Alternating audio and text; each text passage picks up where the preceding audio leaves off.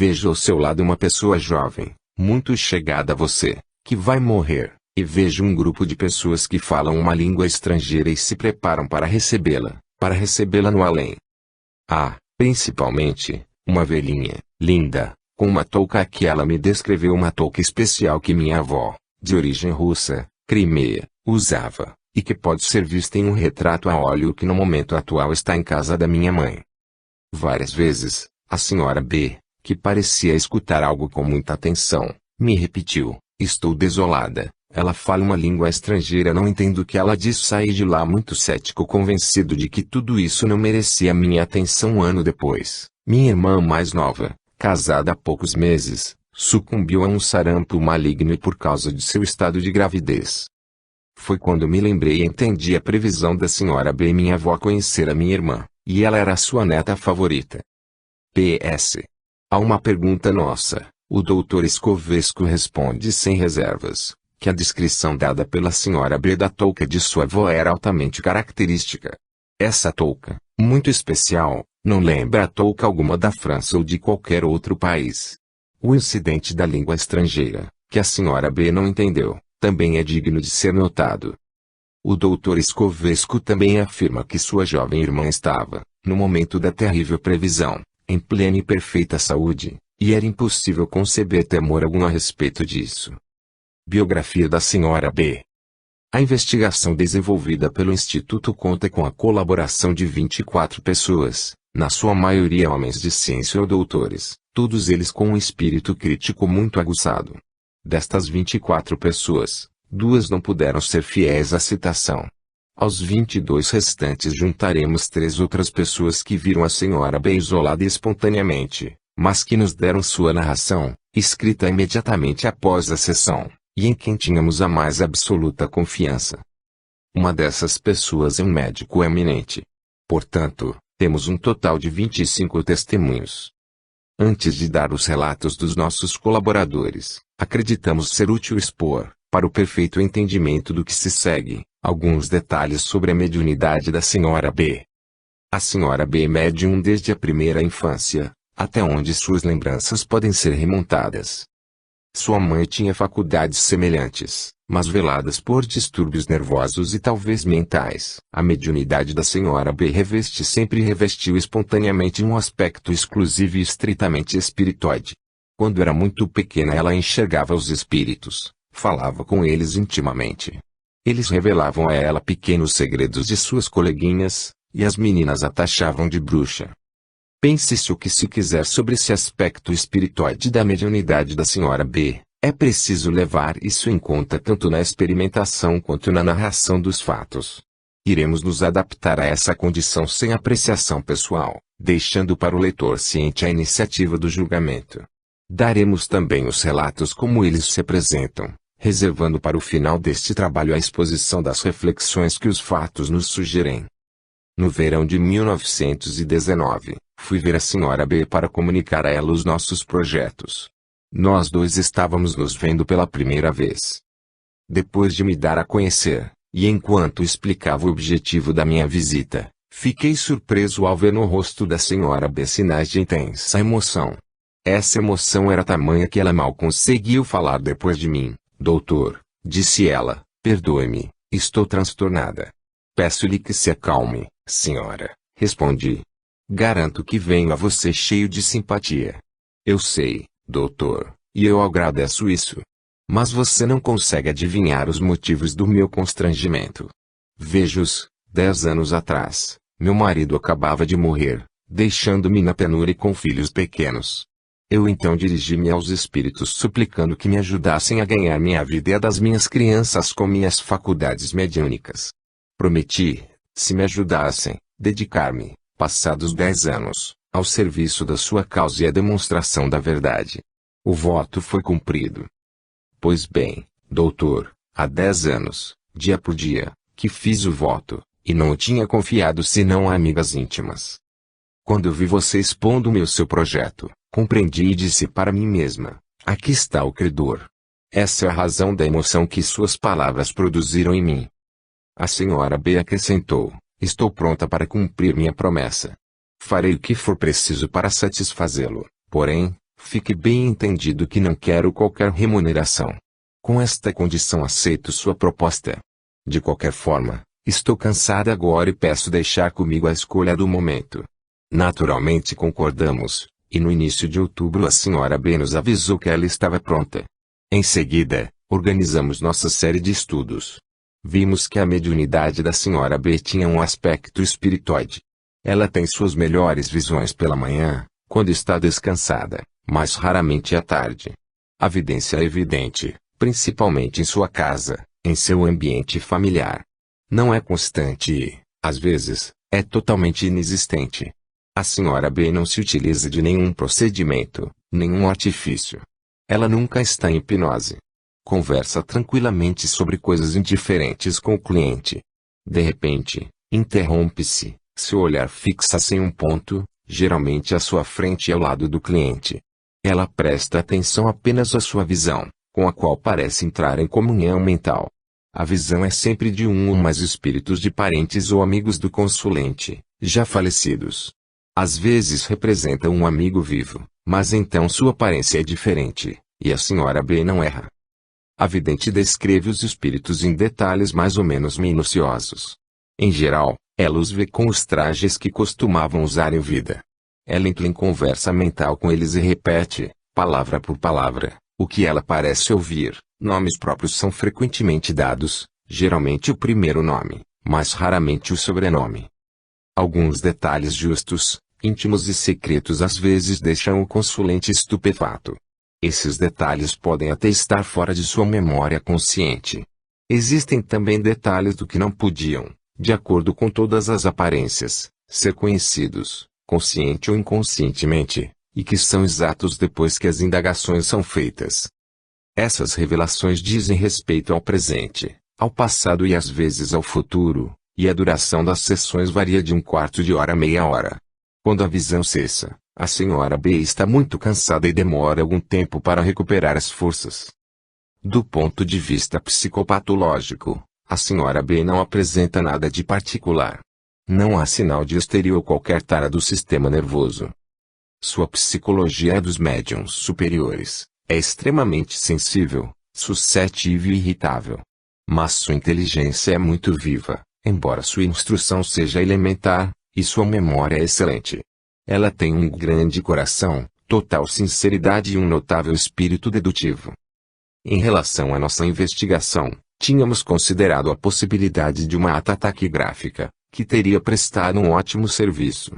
Tivemos que desistir por dois motivos. O primeiro é que no decorrer das sessões, muitas vezes, coisas íntimas são reveladas, e é importante deixar a cada um o cuidado de contar esses fatos ou guardar o segredo.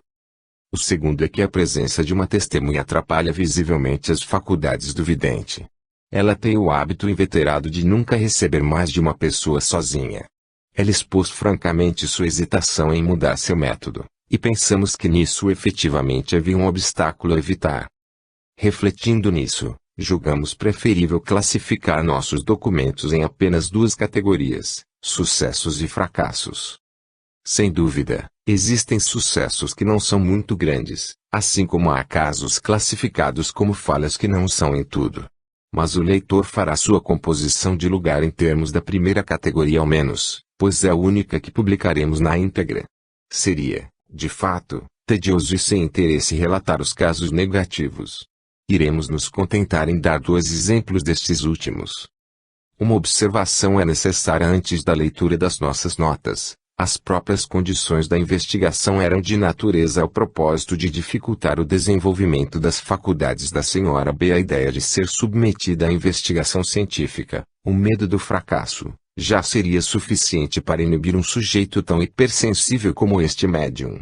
Por outro lado, os experimentadores estavam na defensiva, e sua desconfiança instintiva, percebida pela senhora B, não podia deixar de influenciá-la penosamente.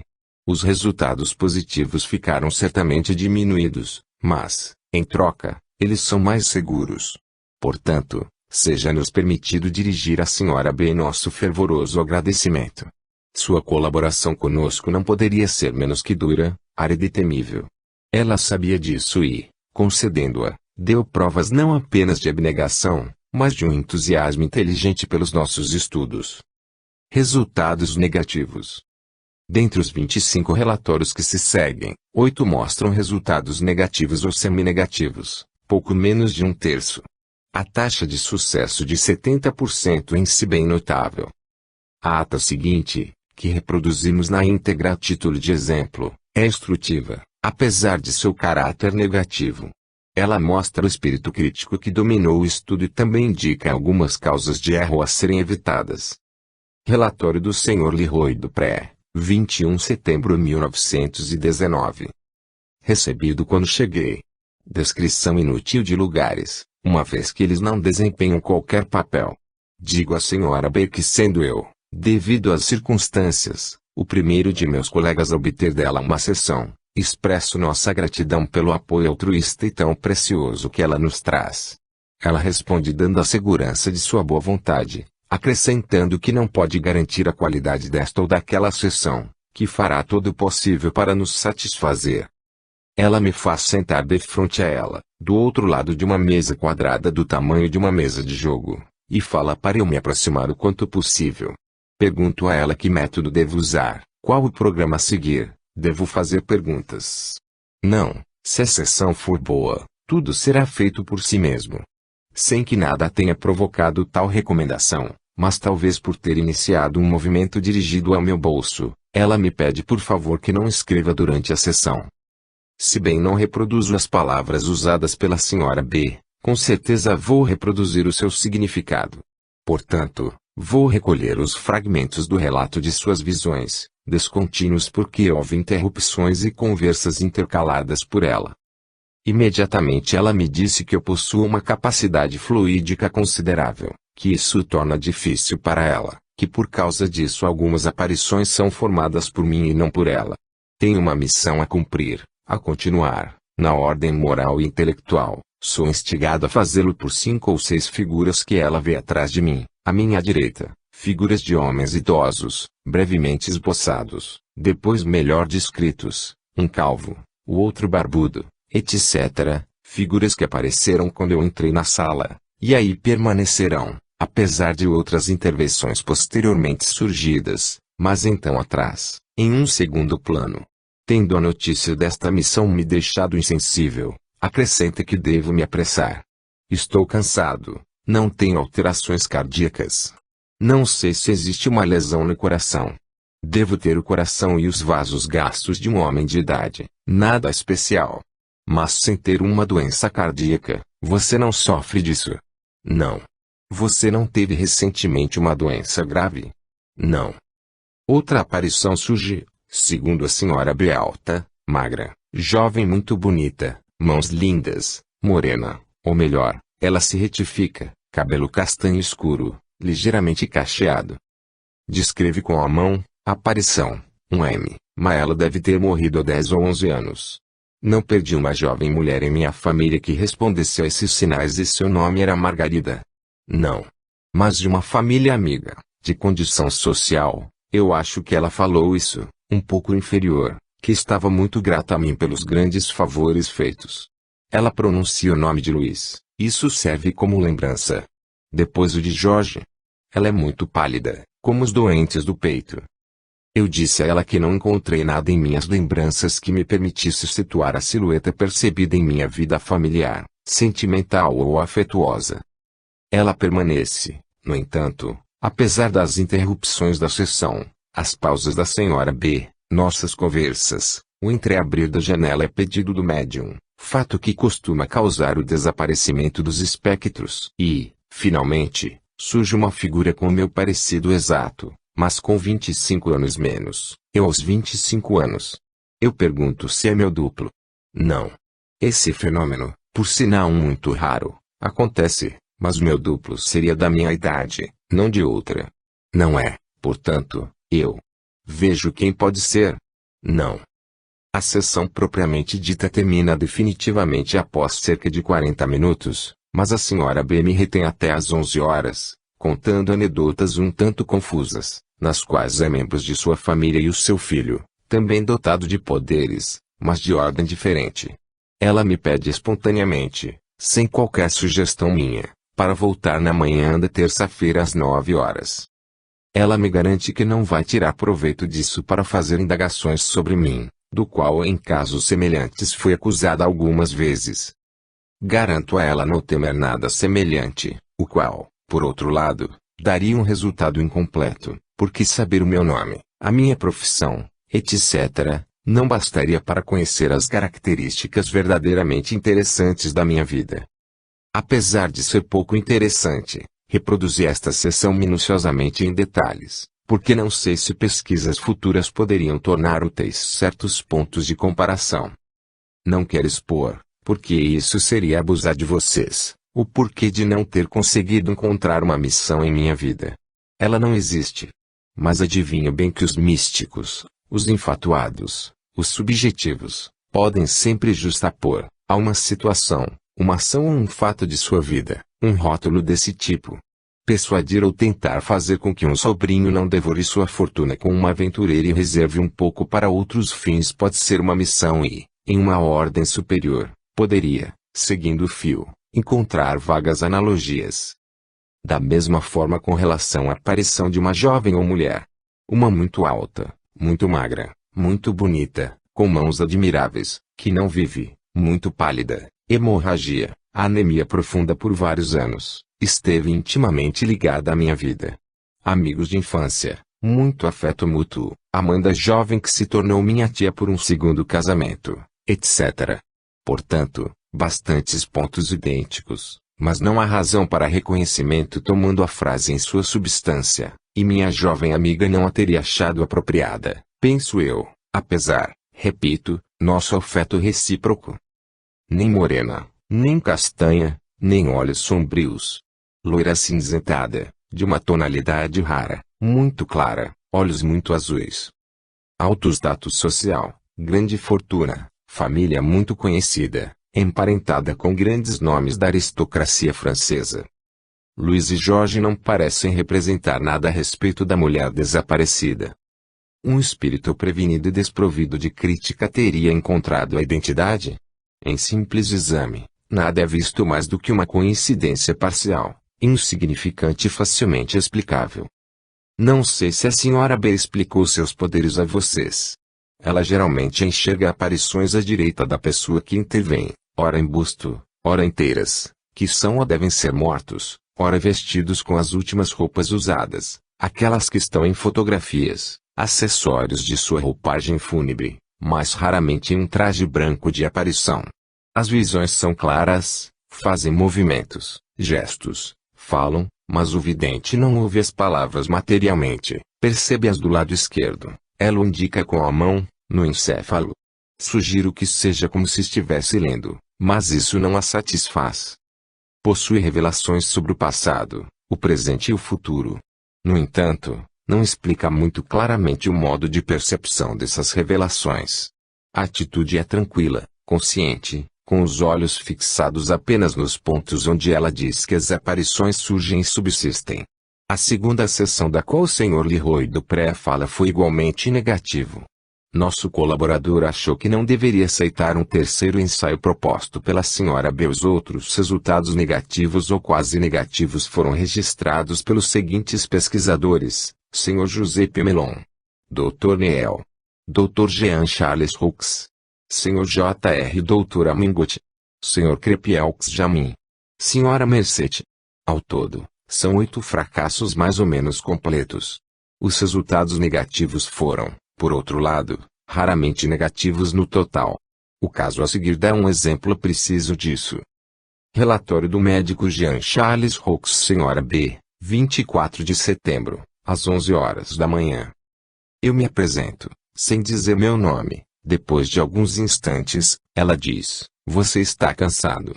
Vejo com dificuldade, mas espere. Após 5 minutos, eu vejo uma forma feminina, brilhante, seu guia. Você já lidou com essas questões antes. Depois, você as abandonou, mas agora está empreendendo o estudo novamente, com ardor. Exato, essa forma luminosa afugenta todas as outras imagens. Eis aqui, porém, uma garota, sua irmã. Eu realmente tive uma irmã, que morreu sendo criança, antes de eu nascer, Agora eu vejo um R luminoso acima da cabeça de você. É seu nome de família. Tem uma senhora idosa aqui chamando alguém, diz Maria Teresa. Isso nada me diz. Há um jovem aqui que toca você no ombro. Seu nome começa com J. Isso também não me diz nada. O Dr. Hooks tem certeza de não ser conhecido da senhora B, a inicial verdadeira do seu sobrenome. Um R. Provavelmente parece um fato de lucidez, a menos de ser resultado de consciência. Outro dos nossos colaboradores, o Sr. J.R., que deseja permanecer no anonimato, observa que a senhora B às vezes se utiliza inconscientemente do phishing quando sua clarividência é deficiente. Lança, escreve ele, nomes aparentemente, sem dúvida, ao acaso. Quando um dos nomes interessa especialmente o consulente, ele reage subconscientemente e a senhora B percebe essa reação. E nela talvez uma questão de criar no consulente imagens mentais claras, de dirigir seu pensamento, não sobre ideias abstratas, mas sobre pessoas físicas, tornando assim a transmissão muito mais fácil. O mesmo colaborador registra, por outro lado, resplendores de lucidez durante sua sessão. Este hábito, involuntário sem dúvida, da senhora B de lançar nomes quando suas faculdades supranormais estão em falha, raramente é seguido por bons resultados.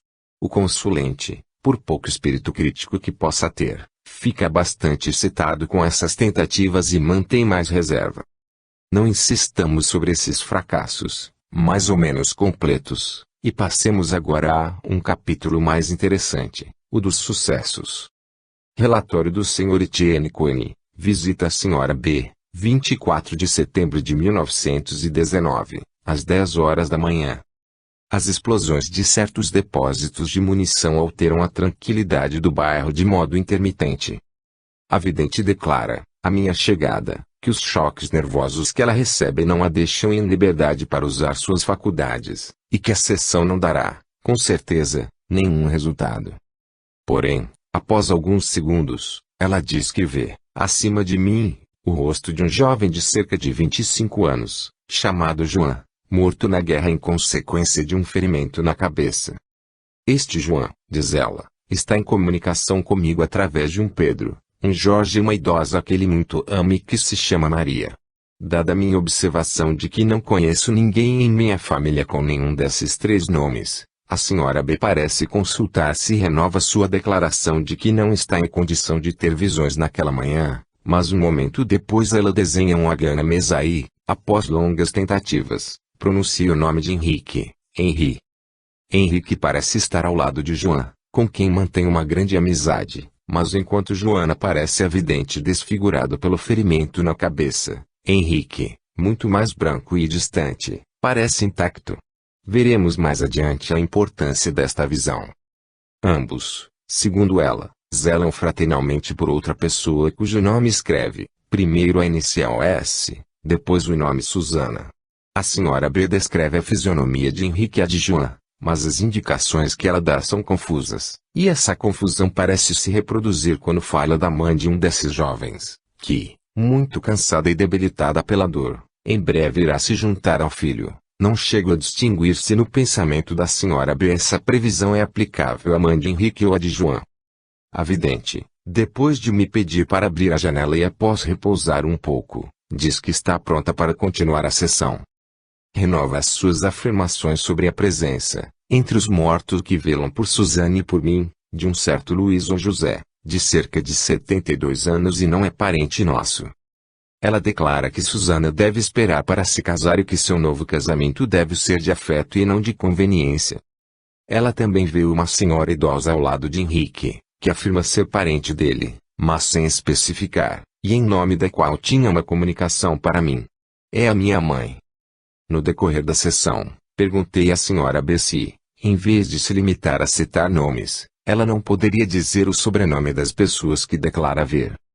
No final, quando eu me levanto para me despedir, ela desenha na mesa um grande C, mas não pode fazer ou dizer mais. Eu não tinha contado à senhora B meu nome ou o de meus pais. Êxitos. Um de meus sobrinhos, por aliança, morto na guerra em agosto de 1914, chamava-se João Capelli. Era marido da minha sobrinha Susana, cujo irmão Henrique, educado sob a minha tutela, foi morto em 1915. O capelão que o recolheu no campo de batalha disse-me que parecia intacto e seu aspecto era de estar adormecido. A leitura dos nomes Henrique, Susana, João e nosso nome de família devem ser notados como um fenômeno interessante. Adivinhação ou sugestão de nosso subconsciente. Relatório da Sra. Gay, 5 de outubro.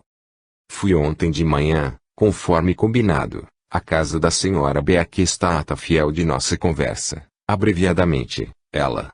Eu vejo uma pessoa idosa. O nome dela é Maria Joana. Encurvada, baixinha, o olhar vivo. Uma das avós de você. Eu. Esse nome é desconhecido para mim. Ela. Ao seu lado, um homem idoso. O avô de você. Seu nome é José. Eu. Os dois nomes são absolutamente desconhecidos na minha família. A partir desse momento, ocorre um fenômeno interessante. Senti-me vítima de uma semiletargia, uma espécie de sonolência intelectual, como se algum tipo de máquina pneumática psíquica tivesse induzido meu cérebro ao vazio. Ela. Eu vejo seu pai. Segue uma descrição exata de meu pai. Ela. Está preocupado com alguém cujo nome começa com a. Você tem algum em torno de você? A minha sonolência é tanta que respondo que não, sendo assim que o nome do meu marido é Alfredo, um dos meus irmãos é André e meu primo é Alberto. Essa amnésia foi frutífera, porque forçou a médium a detalhar. E esta é a parte mais extraordinária da entrevista. Ela. Ora. Você diz que não, mas como? Se o nome do seu irmão é André. É com ele que seu pai se preocupa. André tem um filho muito fraco e delicado. Sua saúde preocupa muito seu pai. Rigorosamente exato. Eu não disser uma palavra, estou tão interessada, tão captada, que a partir deste momento deixo de estar à defensiva. Ajuda um pouco ao médium, como se verá, para obter mais, ela. Ao lado de seu pai há uma menina muito luminosa, morta muito jovem. É sua irmã. Exato, ela. Também vejo um jovem, na casa dos 30, ferido na cabeça. Seu nome começa com eu, rapidamente. Sim, meu irmão Edmundo, morto na guerra. Ela. Ele amava muito você e sua mãe. Ele sente falta da vida, que para ele era bela e interessante. Ele também lamenta não ter se preocupado mais com a vida no além durante sua existência. Ele protege muito uma garota de sua família. Ele a ama muito, ele a considera quase como sua própria filha. Eu. Minha pequena Lisa, talvez. Ela. Eu não sei. Ela tem de 11 a 12 anos, é alta, loira, bonita, muito inteligente. Você a ama muito. Espere um pouco. Seu nome começa com S e eu. Você descreveu minha sobrinha Simona. Ela. Seu pai volta. Ele pensa muito em uma mulher cujo nome começa com H. Eu. É mamãe Hermância. Ela. Ela é muito velha, pelo menos 75 anos. Chorou muito, sofreu muito. Ela é baixinha, muito encurvada, com olhos negros brilhantes. Muito exato, em suma, apesar de alguns erros, notados principalmente no início da sessão, e do uso abusivo, naquele momento, do jogo de nomes, a sessão é verdadeiramente notável. As exatidões, ao meu entender, foram prodigiosas. Relatório do Dr. Moutier, Sra. B., sessão no domingo 18 de outubro de 1919. Depois de algumas observações triviais, a Sra. B. de repente pergunta-me. B. Você não perdeu um amigo há 4 ou 5 anos? M. Não. B. Vamos ver. Ele é um rapaz mais novo do que você, alto, com um rosto franco e sorridente, o cabelo puxado para trás, escuro, com um pequeno bigode. M. Não vejo nada. B. Ele tem uma maneira de falar muito juvenil e entusiasta. Ele amava muito você. M. Não sei quem pode ser. B. Vamos ver se isto pode ajudá-la. Ele aponta para o coração com ambas as mãos. M. O. Não entendo absolutamente nada. B. Ele vai me dizer seu nome. É isso, ele escreve Pablo. Observação. Neste momento, de repente, lembrei-me de quem poderia ser. Com efeito, um amigo meu, justamente chamado Pablo, foi morto por uma bala no coração por volta de 24 de agosto de 1914, O orifício foi imperceptível. Deve-se notar que a descrição de Paulo era perfeita, extraordinariamente justa, e que a natureza de sua morte pelo coração foi-me revelada antes que seu nome me lembrasse aquilo bruscamente. O resto da sessão tem pouco valor como prova. Uma descrição de minha sogra, morta há 3 anos, foi imprecisa. No entanto, seu nome foi dado exatamente. 2 ou 3 outras visões não evocaram com seus nomes nenhuma lembrança em mim. Só o episódio Pablo foi certamente impressionante. Relatório do Sr. Geolange. A sessão dada na quarta-feira, 15 de outubro, pela Sra. B foi inteiramente satisfatória. Se bem houve erros, mesmo assim fui capaz de verificar verdades perfeitamente claras sobre o passado, comunicadas, assim disse a Sra. B, por falecidos descritos como foram em vida, de uma forma, às vezes, admirável. A vidente primeiro me disse que tinha muito poucas probabilidades de ver.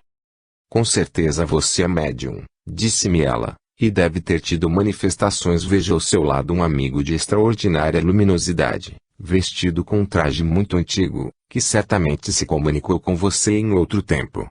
Ele me diz que parou de visitá-lo e impede você de ter qualquer manifestação por enquanto. É um castigo por querer interrogar os amigos sobre assuntos profanos e puramente pessoais e materiais. De resto, naquela época você estava perto da morte, como tem estado de novo recentemente. O amigo me diz que se você é músico sem nunca ter estudado música, você deve isso a ele, porque diz, ele é meu discípulo e eu farei tocar algumas peças antigas muito difíceis algum dia, que surpreenderão as pessoas que o conhecem. De resto, se hoje ele está entre os que estudam estas questões, é porque eu quis assim, porque isso irá servir à nossa causa. Durante esta conversa não fiz a menor reflexão, não aprovei e nem neguei.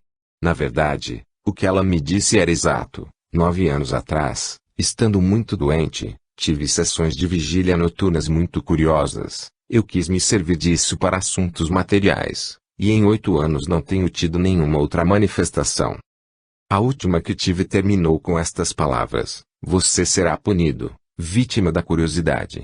A segunda vez que estive perto da morte foi há 6 meses, quando fiz uma cirurgia. A Sra. B, aos poucos, declarou estar enxergando mais claramente os amigos que me cercavam. Há uma senhora idosa aqui, com um toucado particular que ela descreveu minuciosamente, acrescentando, por outro lado, você não a viu viva. Reconheço, sem erro possível, minha avó paterna. Na minha infância, eu tinha um retrato antigo desta avó, que morreu quando eu tinha poucos meses de idade. Ela está avançando, a Sra. B me disse, e apoiado em seu braço vejo um homem alto e forte. Ele me disse seu nome, espere, e com certo esforço começou a traçar sinais com a mão, sobre a mesa que nos separava, soletando, Alejandro. Este nome era realmente o de meu pai, que morreu 33 anos atrás, e o retrato era fiel. Ela então deu detalhes extremamente precisos sobre a minha infância, minha adolescência, com observações feitas por meus parentes falecidos e com rigorosa exatidão. Ela acrescenta observações sobre minha vida privada, que me surpreenderam pela sua veracidade. Também mencionou várias pessoas que viu ao meu lado e que não consegui identificar. Joana, morta há 30 anos, doente do peito, muito bela e com alma de santa. Maria, minha parente, ainda viva, iria se juntar a ela muito em breve. Também havia um menino lindo, falecido há mais de 25 anos. Outro amigo chamado Carlos me amava muito. Ele é alto, pálido, com uma barba pontuda, magro. Estava pensando no meu amigo Carlos, morto há 8 anos, e ela rapidamente me disse, não é um homem tão velho. Ele morreu com 30 anos, e acrescentou, ele murmura a palavra irmão. É o meu irmão? Perguntei. E sem hesitar ela exclamou, não. Deve ser irmão de alguém de suas relações e que está vivo. Eu não tenho irmão vivo nem morto, e não fui capaz de localizar ou identificar Joana, ou Maria, ou Carlos, ou o menino. Você certamente encontrará esses amigos, a Sra. B me disse, porque os vejo e ouço. No momento, acredito que não, mas o precedente parece provar que se bem a Sra. B lê o pensamento com bastante clareza, suas visões nem sempre provêm dessa leitura. Ela afirmou que minha mediunidade ia ser acentuada muito em breve. Eu deverei, ao que parece, escrever, talvez ver e, principalmente, do ponto de vista musical, em breve eles irão meditar. Em suma, houve retratos, datas aproximadas, fatos justos sobre meu passado e minha vida privada que permitem admitir uma mediunidade sem trapaça, ao lado de previsões bastante insignificantes e desculpáveis em uma mulher que faz profissão de clarividente. A pergunta que fizemos, o Sr. Geolange afirmou categoricamente que nunca contará a ninguém sobre a extraordinária questão do castigo mediúnico que a Sra. B viu, pela simples razão de que ele o julgava um pouco ridículo. A Sra. B não conhecia esse fato e ninguém poderia ter revelado isso a ela. Relatório de Jean Lefebvre. Eis o relatório que você me pediu sobre a minha visita. A Sra. B apenas substituiu os verdadeiros nomes que a Sra. B me disse por nomes convencionais, e silenciei, infelizmente, mas para não me alongar demais, muitos pequenos detalhes bastante significativos. Eu sou, direta e indiretamente, totalmente desconhecido para a Sra. B. Depois de alguns minutos, não vendo ninguém ao meu redor, desculpando-se por não ter conseguido nada hoje, repentinamente ela exclama: há alguém aqui.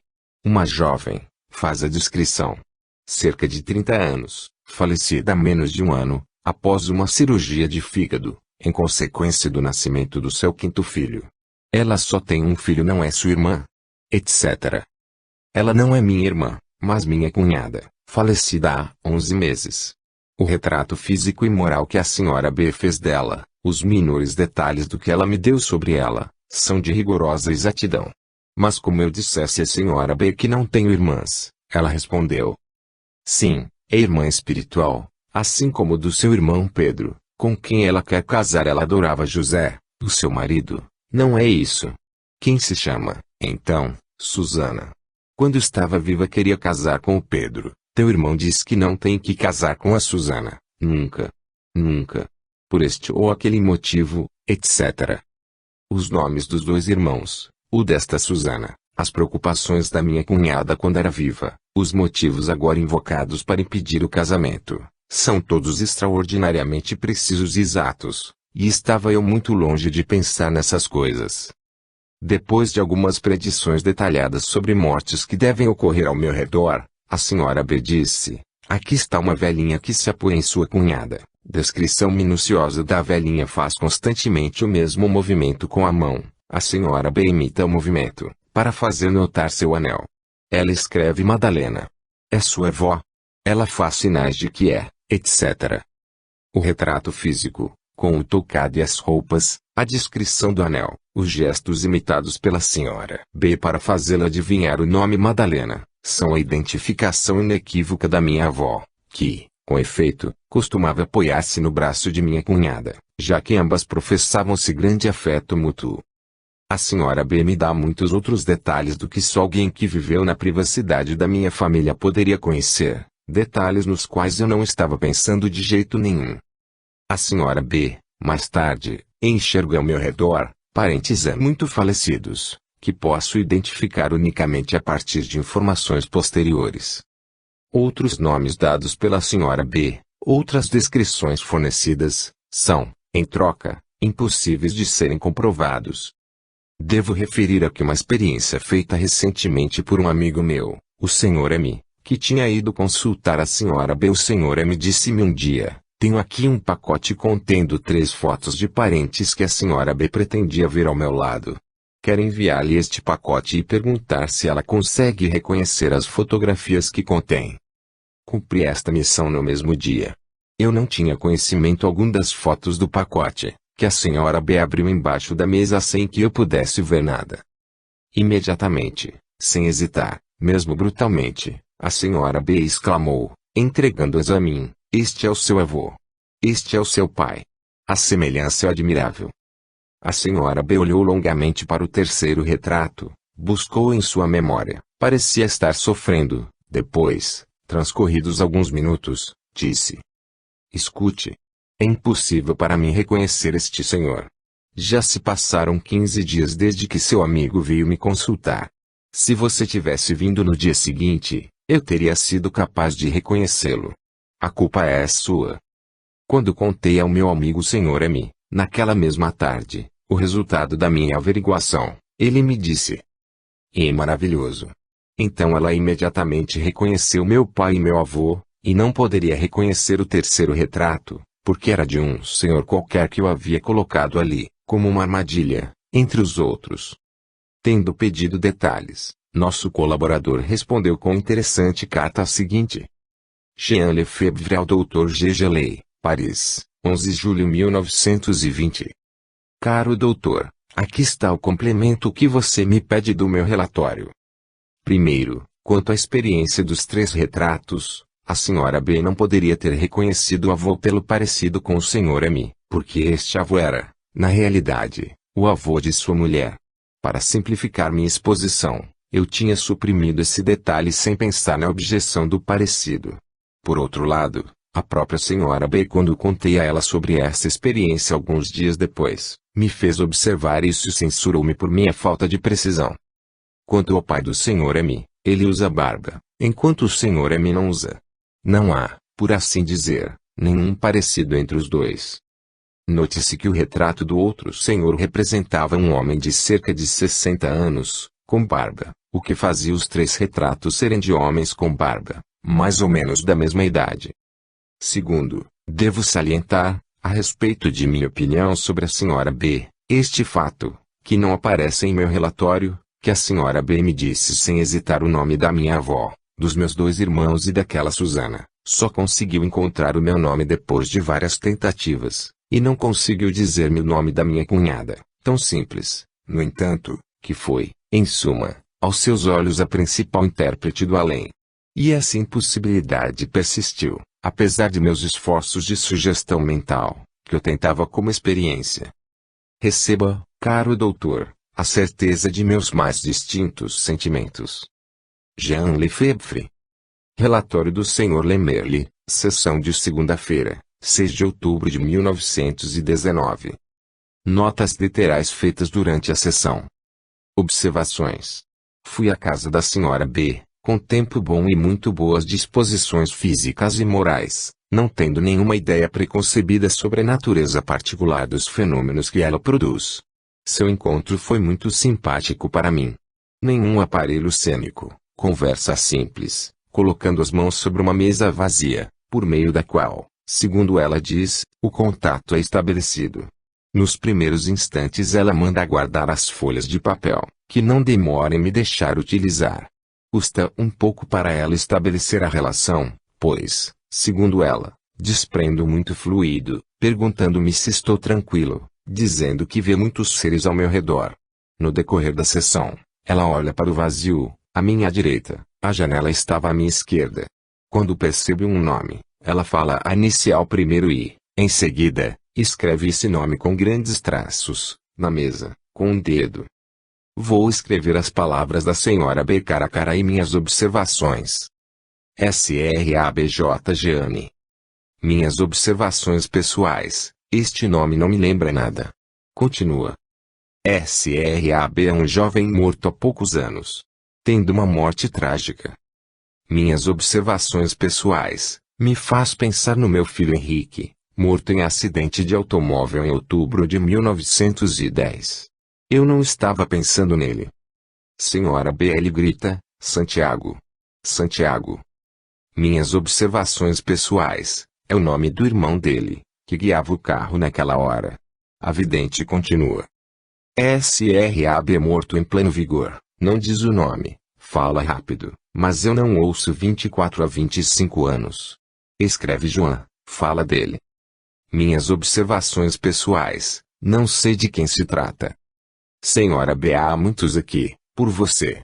Ele está com muita pressa, tem grande desejo. Ocorrem batidas perto de você com frequência. Minhas observações pessoais, exato. Senhora B, você também é médium. Minhas observações pessoais. Senhora B, ele escreve Henrique. Vamos, não me machuque, acalme-se, jovem. Minhas observações pessoais, exato.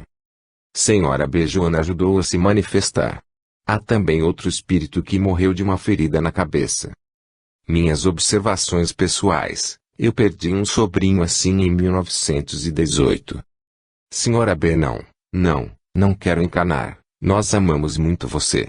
Ela continua, não sei se é homem ou mulher, sofreu por ter se atrasado em vir. Ele escreve Carlos. Não é Carlos. Ele gostaria de avisar você sobre o que acontece em torno a você. Ele ajuda você. Maria. Quem? Senhora idosa ao seu lado, não a vejo muito bem para poder descrevê-la. São 4 ou 5, um menino que quer ele se chama Pedro.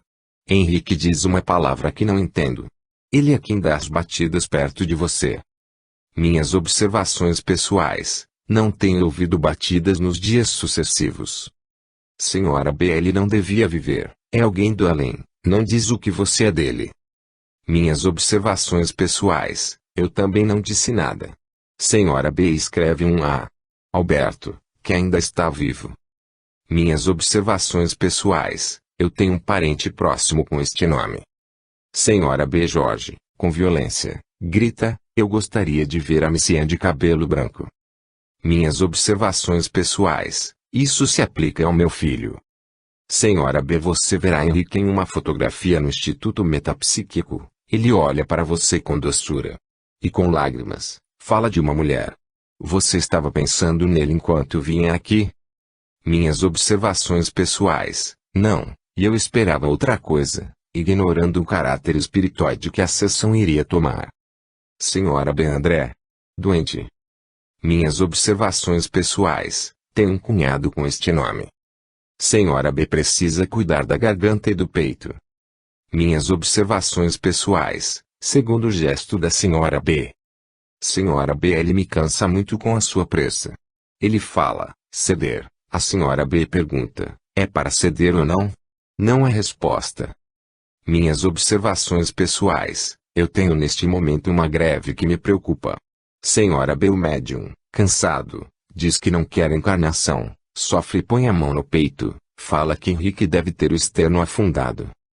Minhas observações pessoais, ele morreu sem recuperar a consciência por vários dias, fratura da base do crânio, um maxilar e um braço. Senhora B, o médium acrescenta, vai embora, sim, você me machuca. E para mim, raramente vi isso, isso é por causa de você. Você é muito nervoso. Minhas observações pessoais, sim. Senhora B, tem a bondade de abrir a janela. Minhas observações pessoais, faço isso. Senhora B, eles foram embora. Henrique teve de ficar muito tempo unido à terra por causa de você. A sessão durou uma meia hora e tive a impressão de que o médium estava influenciado, de modo para mim desconhecido, por toda a espécie de lembranças da minha família e minhas, nas quais há muito tempo não tenho pensado conscientemente. Eu não esperava em modo algum uma sessão espírita, acreditando que a senhora B era um sujeito vidente no sentido de antecipar o futuro do consulente ou de seus parentes. Com muito prazer voltarei a vê-la. Lemerle. Relatório do Sr. Lemerle, segunda sessão. Segunda-feira, 18 de outubro de 1919. Manhã fria e chuvosa. Cheguei 20 minutos atrasado, o qual me fazem notar. Parece que a senhora B está um pouco nervosa. Durante a sessão, ela me fará saber que ontem esteve doente e não pôde aproveitar o bom tempo. Assim, ela torna-se desagradável por momentos, mas isso não dura muito. A relação estabelece-se com mais facilidade do que da primeira vez. Senhora B, aqui está o mesmo ser, Henrique traço. Apresenta-se com menos violência, aponta para você, dizendo, papai, ainda estou aí, ao seu lado. Ele exclama, eu amo muito. Sinto muito não estar vivo. Ele diz que vai dar tudo certo, que é para você ter coragem, fé, esperança no futuro para todos aqueles que ele ama. Uma mulher que sofre das pernas. Nome duplo, M. Teresa, M. Luísa. Minhas observações pessoais, eu não tinha falado nada sobre este parentesco. Senhora B, aqui está outro ser, também jovem. Não consigo vê-los bem, nem ouvi-los, porque o Henrique pega a força toda, quer continuar se comunicando com você. Ele vai fazer isso por Madalena. André. Este moço, Henrique, quer tirar uma preocupação que você parece ter. Minhas observações pessoais, Não sei o que isso pode significar. Senhora B, não se preocupe com questão de interesses. Ele zela por você. Nada de ruim vai acontecer. No entanto, existe risco de incêndio. Tenha cuidado de fazer um seguro. Minhas observações pessoais. Acabei de decidir não renovar o do meu estabelecimento, que está prestes a expirar. Senhora B diz muitas outras coisas que eu não percebo por causa da grande pressa que ele tem em se comunicar. Diz, papai, papai. Faz uma grande, não é André? Ele se apoia em uma mulher de 50 a 52 anos. É engraçado, com todos vocês, senhores do Instituto Metapsíquico, os seres todos tratam de dar provas de sua identidade. É o que vocês querem? Minhas observações pessoais. Trocamos algumas palavras sobre este assunto, e eu digo que considero ser preocupação legítima do consulente saber de quem vem um aviso, a fim de melhor apreciar seu valor. Senhora B, a mulher tenta se fazer entender. Morreu há muito tempo. Seu penteado é como era usado há 30 ou mais anos. Embandou, o corpete abotoado até o alto. Diz mãe, apontando para você. Seu aspecto é radiante. Deve parecer mais jovem do que a sua idade. Com olhos brilhantes, mãos não muito longas, que cruza. Ela era piedosa. Fala que já disse seu nome. Ele, muito boa, agradece a você. O porquê, não sei.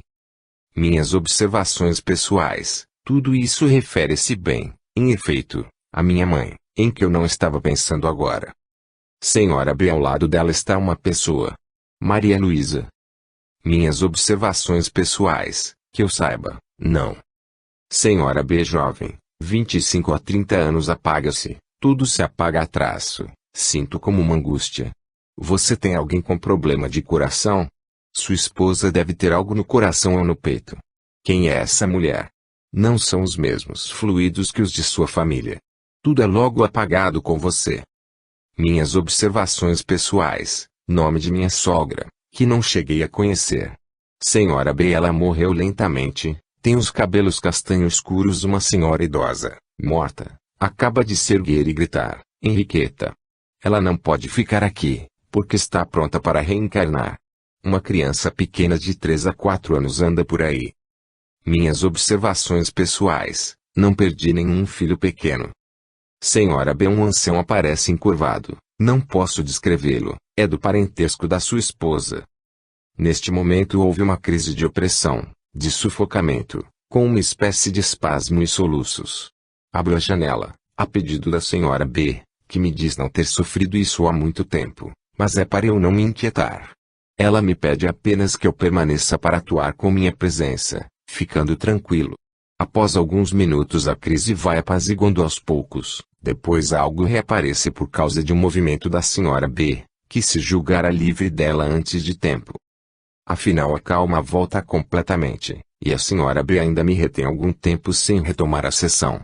Ela me conta sobre a coincidência observada pelo Dr. Gelei, a respeito dos 10 anos transcorridos desde a morte de seu marido, bem como de sua mediunidade, da qual ela me conta alguns exemplos que não vou referir agora. Eu quis limitar-me ao que é pessoal para mim, e acrescento que o aspecto geral dessas sessões me inspirou o mais vivo interesse, e a pessoa do médium uma real simpatia. Lemerle. Relatório do Conde de Gramonte. Em 16 de janeiro de 1920, fui à casa da senhora B, onde fora marcada uma consulta para mim, sob o pseudônimo de Dr. X, pelo Dr. Gelei, que afirma não ter revelado nada do meu incógnito.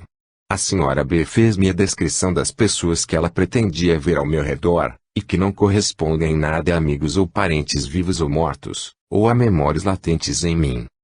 Enquanto a sessão prolongava-se infrutuosamente, fiz a ela a seguinte pergunta: tive a grande dor de perder o meu filho na guerra. Você o vê? Após alguns momentos de concentração, ela respondeu: eles o mataram. De um ferimento na cabeça ele caiu de cima, de muito alto. Mas ele estava na aviação. O avião dele caiu. Foi destruído. Eu vejo chamas ao redor de seu corpo, que deve ter sido consumido, queimado em parte. Depois de uma pausa, ela acrescentou: não posso ler bem o nome dele, existem como névoas, nuvens, que me impedem. Só vejo a primeira inicial, S, e depois o final do sobrenome. Monte, ela repetiu várias vezes. S. Monte. O nome do meu filho era Sancho. Depois ela fez uma descrição aproximada e bastante indefinida do meu filho, sem nada característico, mas dizendo que tinha bigode, o que acho inexato, porque meu filho usava o bigode inteiramente raspado de há vários anos. Depois disse que ele estava usando uma espécie de capacete, e o cabelo coberto por um pano preto. Isso corresponde, em efeito, ao traje de aviador que usou no combate onde encontrou a morte. Arnaldo de Gramonte. Doutor em Ciências. Vice-presidente do Instituto Metapsíquico. Relatório de P. Cornelier. Tendo aceitado a proposta do Dr. Gelei, para colaborar na pesquisa empreendida pelo Instituto Metapsíquico sobre a clarividência da Sra. B., fui à casa dela no sábado, 22 de maio, às 9h30 da manhã. Eu não a conhecia, e existe a certeza quase absoluta de que ela não podia saber quem eu era. Apresentado em seu consultório, sentei-me em frente a ela, colocadas as mãos sobre uma mesa que nos separava e, a seu pedido, para evitar toda a concentração de meus pensamentos, falei de coisas indiferentes. Depois de alguns momentos, eu a vi manifestar certa inquietude. Ela estava enxergando ao meu lado, segundo disse, uma quantidade enorme de fluidos. E esses fluidos detinham sua clarividência. Será que eu era médium? Minha negativa não a fez mudar de opinião, mas apurando suas percepções, ela me anunciou que reconhecia outros fluidos misturados aos meus, fluidos de extraordinária natureza e força, e que, com toda certeza, provinham de um médium, ser vivo e feminino. Com certeza eu tinha, afirmou ela, ao meu lado, e intimamente unida à minha vida, uma mulher médium. As radiações fluídicas eram completamente diferentes de todas aquelas que ela havia notado até então, e aquela mulher estava lá, presente, tentando condensar seus fluidos. Sua vinda era o que detinha qualquer possibilidade de clarividência. Tinha eu anunciado esta visita a essa mulher? Sabia ela que eu iria para a casa da Sra. B? Eu tive que responder afirmativamente, e a Sra. B me disse que possivelmente ela não iria ter nenhuma visão de desencarnados. No entanto, à minha entrada eu tinha visto duas grandes luzes brancas, uma das quais apareceu fugazmente determinando-se na forma da cabeça de um ancião. Essas luzes brancas não podiam ser senão guias, mas imediatamente as emanações da pessoa viva encheram a atmosfera e eram de uma força tal que se encontrava penosamente afetada. A condensação não chegava a se completar. No entanto, a Sra. B estava vendo que a mulher era jovem, 25 ou 26 anos, mais jovem do que seus fluidos. Adivinhava um sorriso em seu rosto, mas as radiações a oprimiam. Ela ia passar mal. Quer fazer o favor de abrir a janela? Sentei-me de novo. A Sra. B parecia muito surpresa pelo fato de que o ar e a luz não produziam um efeito de desintegração. Pelo contrário, a forma concretava-se. Eu a ouvia pronunciar um nome, Pablo, Pablo. E agora ela entendia claramente que esta jovem e eu tínhamos uma missão de grande alcance a cumprir. Entre nós, afirmava ela, havia uma mão, um laço que não vinha só desta vida. Isso remontava-se muito longe no passado. Mas ela nunca tinha notado uma separação assim do corpo em uma pessoa viva. E que desejo intenso de morrer esse ser tinha. Ah, não podia viver assim, morreria muito em breve, etc. A Sra. B estava enxergando agora, à minha esquerda, outra forma indecisa, viva também. Ela era minha esposa, sem dúvida. Seus fluidos entremeavam-se com os nossos, e, evidentemente estava ligada à nossa missão. Mas em que estado anormal de desdobramento nós três estávamos? E de repente, a Sra. B anunciou. Veja um nome por cima da cabeça da jovem. Escrevem-no com grandes letras, Renaí. Depois de eu dizer, é exato. Continua com certa emoção. Ah, ela está mostrando-me o seu retrato, e bruscamente, declara, você não é desconhecido para mim. Você é o Sr. Cornelier. Eu li seu livro recentemente. No entanto, o nome Reina não me deixava entendê-lo. Então, uma espécie de mão fluídica colocou diante de meus olhos o retrato que está no livro, e embaixo, Cornelier. Após esta declaração, evidentemente formal, da total sinceridade da Sra. B, porque tendo lido meu livro ela poderia facilmente ter feito revelações surpreendentes para mim, Meu papel como pesquisador estava finalizado e eu permaneci, porém, ainda mais de meia hora conversando com a senhora B e posso afirmar que as apreciações que ela fez sobre minhas experiências, suas condições e seu objeto, denotam mais do que uma